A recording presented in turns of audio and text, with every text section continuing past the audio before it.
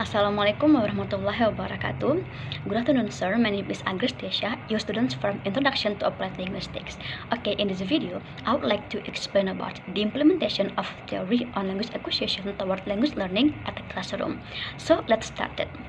The principle of the first strand states that a well-balanced language course should consist of four equal strands. They are meaning focused input, meaning focused output, language focused learning, and fluency development.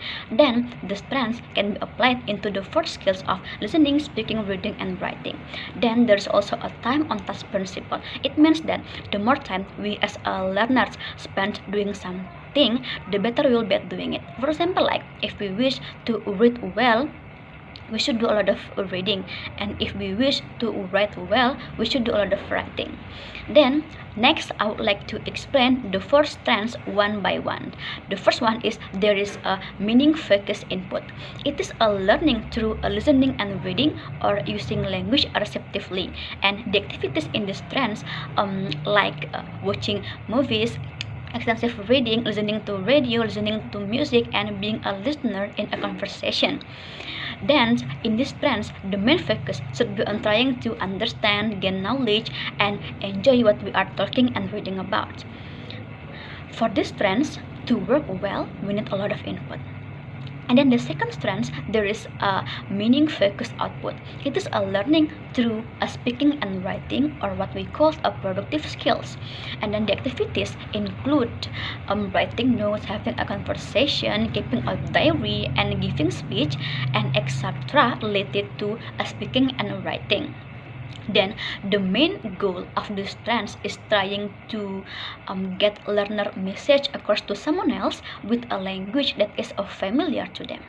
And then there is a three function in the strands, like a noticing or triggering function, hypothesis testing function, mental linguistic function, and there is a one additional function that is a strengthening knowledge of a language item through the way they are used.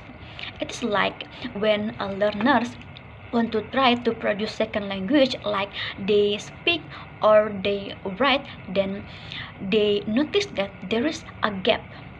And if they do not know how to say a word or idea, then they have to find a word or idea to solve the gaps, to get the message across to someone. Then there is also a language focused learning or deliberate learning.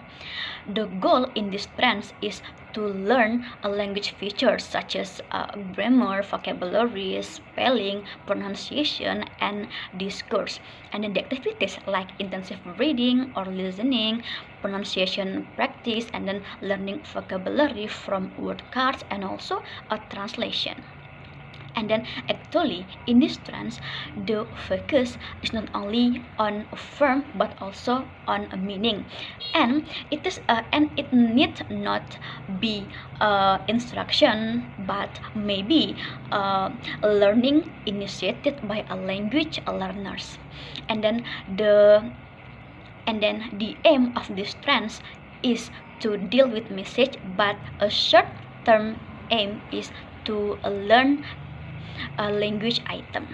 Okay, and then the last is that there is a fluency development. In these strands, the focus lies on improving fluency of the four skills: listening, writing, reading, and speaking. And then the material should be comfortable. And then the goal is not to learn new item or new vocabulary, but to increase learners' processing of existing skills. The activities in these strands include repeated reading, speed reading like skimming, scanning, and then 432, and then 10-minute writing, and also listening to easy stories. Okay, and then there is also balancing the four strands. Balancing time is needed to account what occur in the classrooms.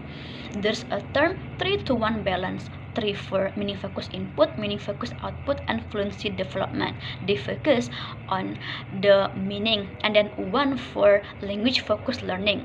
It focuses on the form.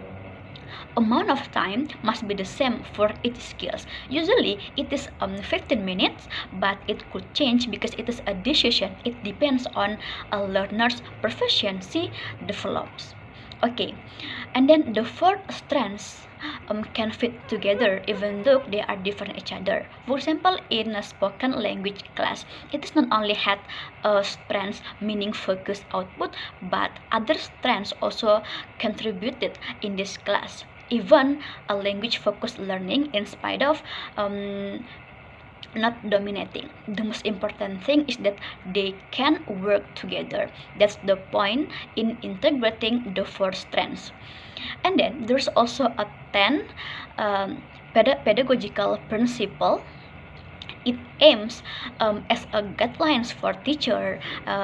Then language learning course are able to run well so that learning goals can be achieved. There are four learning goals like language items such as sound, vocabulary, pronunciation, and a grammatical construction. There's also the content or idea of the subject, and then there is also the accuracy and fluency of the language skills. And the last is that there is the organization of discourse such as rhetorical features and communication strategies.